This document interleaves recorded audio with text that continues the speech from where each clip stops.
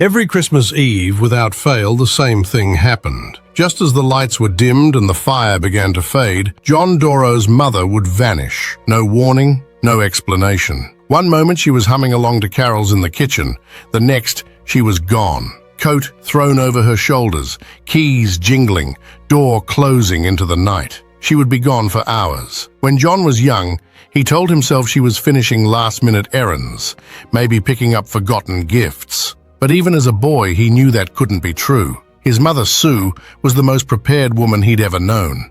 She had Christmas planned months ahead, gifts bought, food stored, cards written. There was never anything she could have forgotten. And yet, every year the same ritual, her hurried disappearance into the cold dark of Christmas Eve. No one ever spoke of it.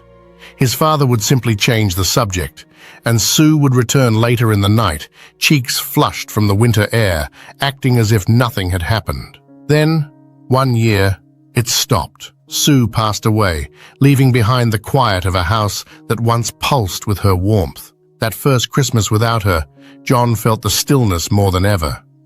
No footsteps rushing toward the door, no car pulling out of the drive. Only silence.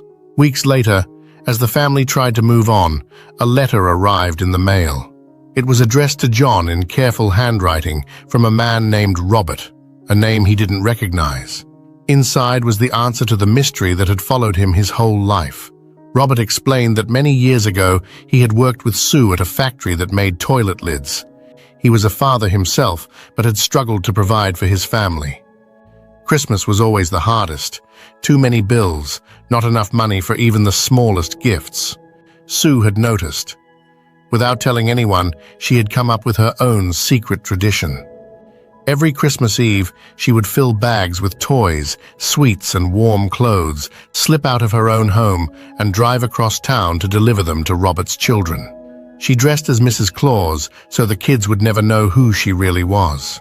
For years she had done this, disappearing from her own family's Christmas just long enough to make sure another family could have one.